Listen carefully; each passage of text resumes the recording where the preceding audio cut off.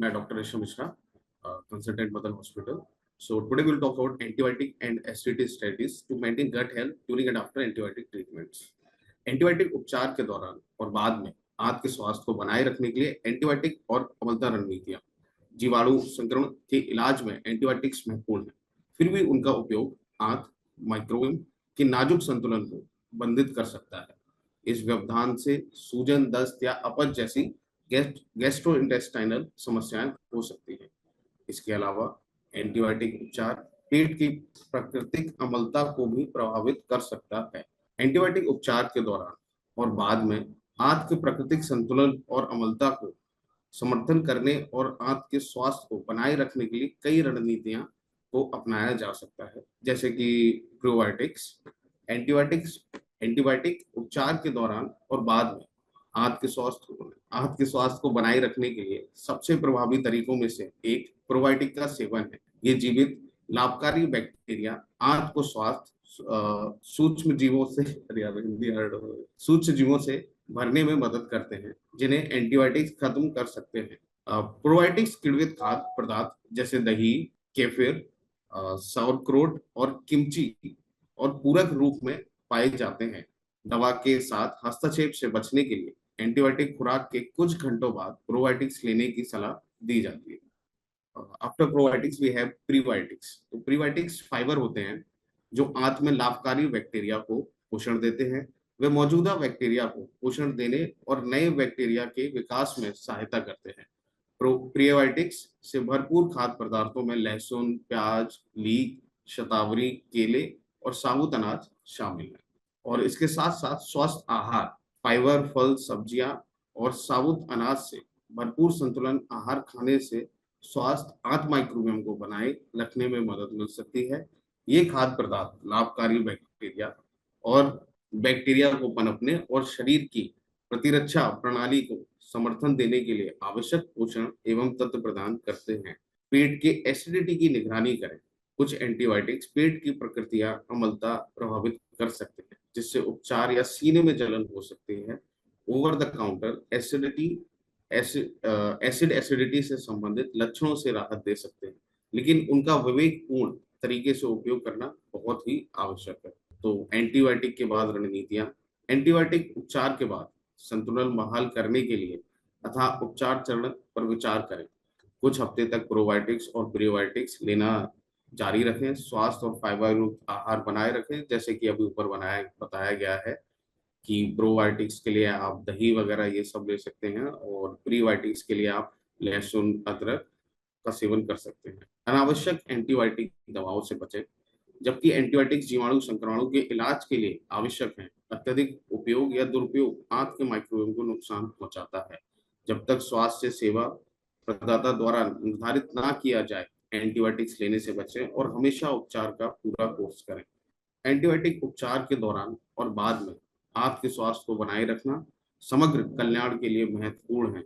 याद रखें, व्यक्तिगत सलाह और उपचार योजनाओं के लिए हमेशा अपने सेवा प्रदाता से परामर्श लें।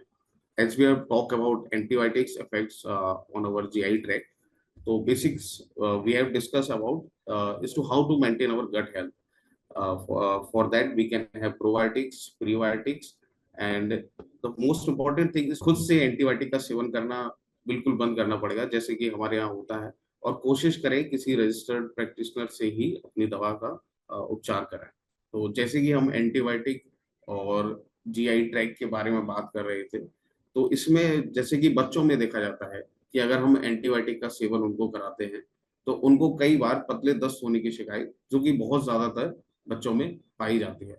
तो इससे बचने के लिए हम उनके लिए भी प्रीबायोटिक्स प्रोबायोटिक्स यूज कर सकते हैं। साथ में बच्चों को केले का सेवन करा सकते हैं और दही का सेवन करा सकते हैं। बहुत ही छोटे बच्चों को हम दाल पानी वगैरह ये भी एडवाइस कर देते हैं। और इसके अलावा जैसे कि बड़े बुजुर्ग होते हैं जिनको पहले से ही ये शिकायतें रहती हैं कि पेट में जलन रहना या ये सब रहना, तो उनके लिए एंटीबायोटिक चुनते समय विशेषतर ध्यान रखा जाता है कि ऐसी एंटीबायोटिक रहे जो उनके जीआई ट्रैक्ट्स को मतलब ज्यादा डिस्टर्ब ना करें, अतः उनके लिए प्रोबायोटिक्स प्रीबायोटिक्स लगाना काफी महत्वपूर्ण रहता है। और साथ ही साथ कॉन्स्टिपेशन से भी बचना होता है। कई बार क्या होता है कि कुछ एंटीबायोटिक्स कॉन्स्टिपेशन भी करा देते हैं। तो उससे बचाव के लिए पूर्ण मात्रा में पानी का सेवन करें, तथा चाय और बहुत ही तीखे मिर्च मसाले जैसे खानों का सेवन कम करें। जैसे अभी कुछ दिनों पहले की बात है, एक केस बताना चाहूंगा कि अभी हमारे ओपीडी में एक मरीज आता है और जो बताता है कि उसके पेट में लगातार सूजन बढ़ रही है तथा पेट में दर्द बना रहता है, और उसने 3 दिन से स्टूल पास नहीं किया था। तो उसमें जब हम उसकी आगे जांच करते हैं, पता करते हैं, तो हमें पता लगता है कि वो एंटीबायोटिक इंड्यूस्ड कॉन्स्टिपेशन था, जो कि एक ऑब्स्ट्रक्शन में बदल चुका था। कई बार क्या होता है कि लगातार एंटीबायोटिक खुद से लेने पर आंतें चिपकने का भी डर रहता है। तो उसके लिए फिर उसके निदान के लिए में कई बार सर्जरी की भी आवश्यकता पड़ सकती है। तो कोशिश करें कि खुद से दवा ना लें और बेसिकली एक प्रैक्टिशनर से ही दवा लें। और जिस तरह मैंने अभी आपको बताया है उस तरह आप खुद भी अपना ध्यान रख सकते हैं। बाकी कोई भी समस्या अगर होती है तो हमेशा अपने डॉक्टर पर जाइए, उसकी सलाह लीजिए और उसको अपनी बीमारियों के बारे में बताइए। और सबसे महत्वपूर्ण बात है अपनी डाइट को मेंटेन करना। ये जैसे कि मैंने अभी बताया, तो जरूरी नहीं है कि आप एंटीबायोटिक्स लें तभी प्रोबायोटिक्स का सेवन करें। वो आप अपने डे टू डे दिन में भी कर सकते हैं। जैसे दोपहर में नाश्ते वो खाने के साथ आप दही का सेवन कर सकते हैं, शाम को 5-6 बजे आप केले वगैरह का सेवन कर सकते हैं। तो इससे क्या है कि नेचुरली आपकी जो गट लाइनिंग है और गट हेल्थ है वो मेंटेन रहेगी। तो जैसे कि हम जीआई हेल्थ की बात कर रहे थे, इसी के साथ साथ जो अपना ईसोफेगस होता है उसमें भी एंटीबायोटिक्स का बहुत ही अहम रोल है। मतलब उसकी हेल्थ मेंटेन करने में भी।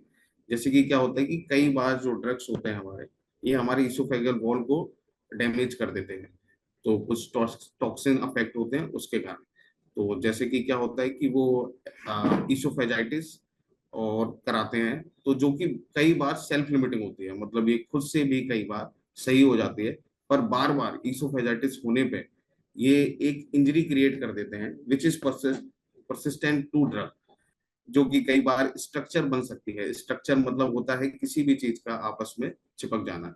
तो इसके मैनेजमेंट के लिए भी अगर हम चाहें तो यही, जैसे कि मैंने अभी आपको समझाया था, वही सब चीजें यूज कर सकते हैं। तो जैसे कि मैंने बताया कि एंटीबायोटिक्स हमारे ईसोफेगस में, जीआई हेल्थ में क्या डिस्टरप्शन कॉज करते हैं, वैसे ही ये हमारे स्टोमक और उसकी लाइनिंग में भी कई बार इरिटेशन कॉज कर देते हैं। तो जिससे क्या होता है, हमें क्रैम्पिंग होता है, पेट में दर्द सा फील होने लगता है दवा खाने के बाद, और जो कि हमें नोजिया और वोमिटिंग जैसा भी कराता है, जिससे हमें ऐसा लगता है कि हमें उल्टी आ रही हैं, पर हमें उल्टियां होती नहीं है। तो इसके लिए भी जैसे मैंने आपको बताया था कि क्या होता है कि हम एंटीबायोटिक्स खाते हैं तो ये मतलब हमारे जो भी एनोरेक बैक्टीरियाज जो हमारी आंतों में और पेट में रहते हैं, तो कई बार ये उनको भी खत्म कर देता है। तो जिससे बचाव के लिए जैसे अभी मैंने समझाया है, तो प्री प्रोबायोटिक्स का आप यूज कर सकते हैं।